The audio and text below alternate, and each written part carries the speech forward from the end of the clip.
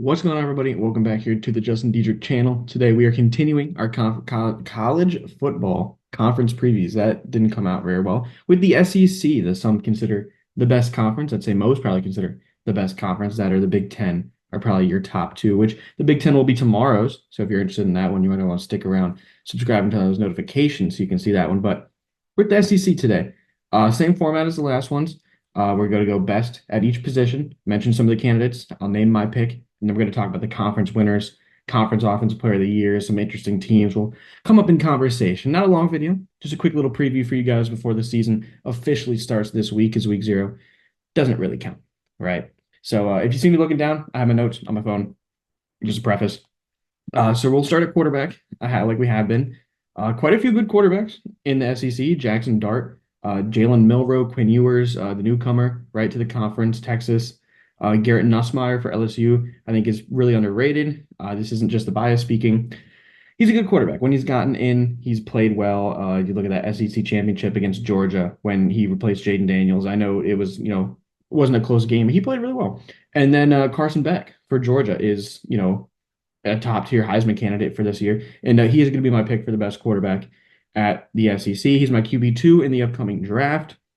I think he's a really, really good prospect, a smart, solid player. And I think Georgia is going to be able to go as far as Beck will take them.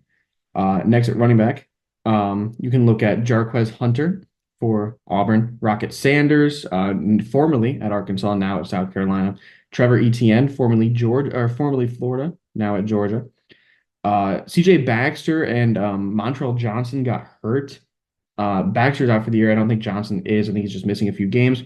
Baxter probably would have been like my breakout pick for the SEC. Unfortunately for him and Texas that he got hurt. I think he's going to be really, really good if he can come back from that injury the same. But my pick is Rocket Sanders.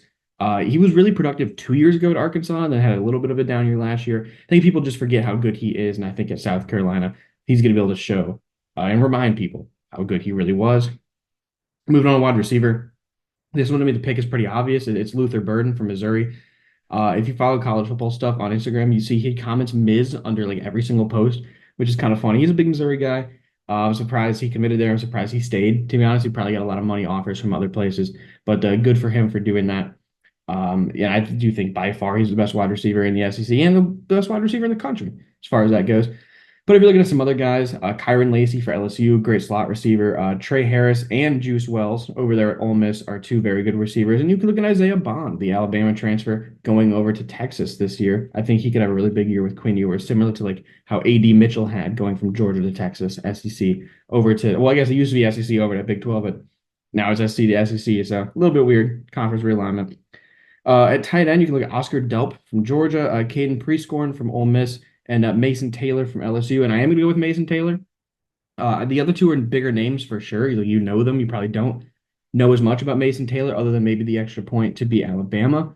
However, I think he's the best. He's the best blocker out of those three. I think he's a great receiver threat, a downfield threat, sure hands. I think he's going to have a big year at LSU with Nussmeier at quarterback. I think he's going to target the tight end a little bit more than Jaden Daniels did.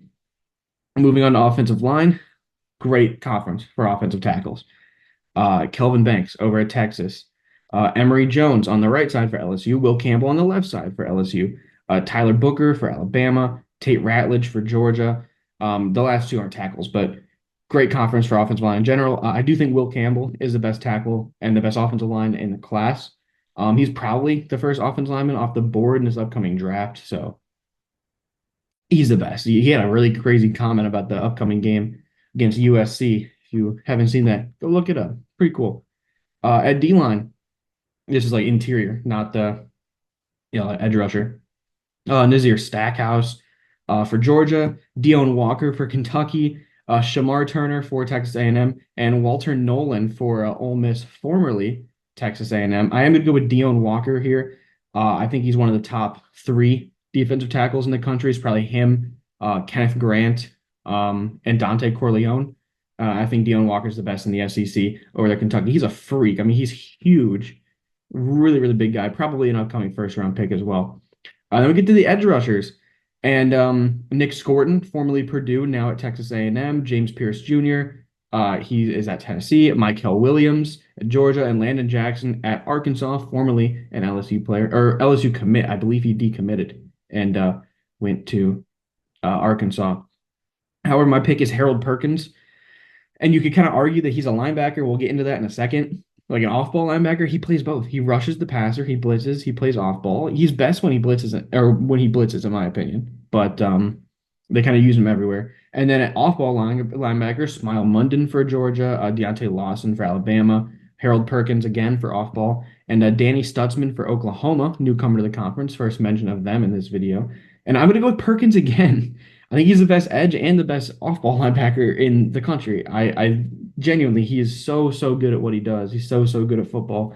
If he gets drafted to the right situation, man, he's going to be a crazy player. Defensive player of the year type potential from Perkins. Heading over in the other conferences, I kept corner and safety, just split them into one and put it in the secondary. For the SEC, I split them because it's the SEC. It just means more. So corner Maxwell Hairston for Kentucky and Dalen Everett for Georgia were kind of my big two. I went with Maxwell Hairston from Kentucky. A little bit weak as far as corners go in the SEC this year. I think Hairston's a really good player, high upside, athletic guy, good coverage, good tackler.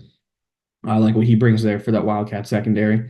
And then for the safety, you have Malachi Moore and Malachi Starks. And I'm going to go with Malachi Starks on this one as the best safety in the conference. I do think he just brings a lot more than Malachi Moore, in my opinion.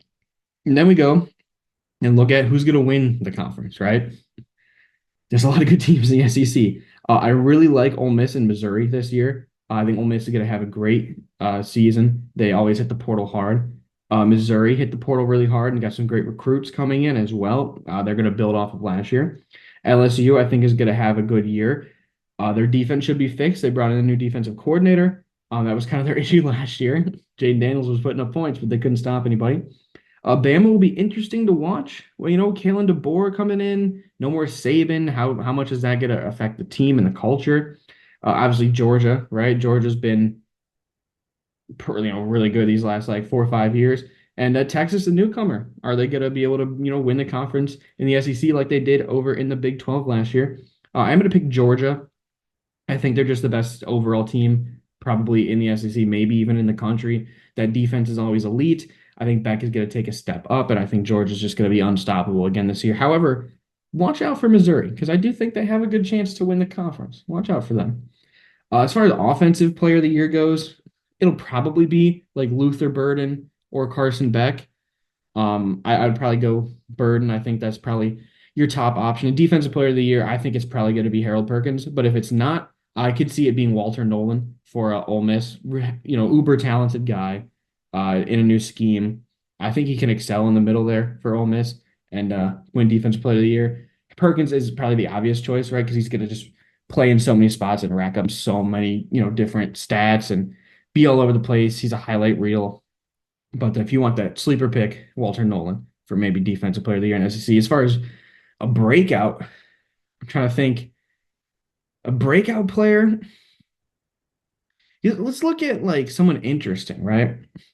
Let's go to like a team that doesn't win a ton. However, South Carolina's had some good years.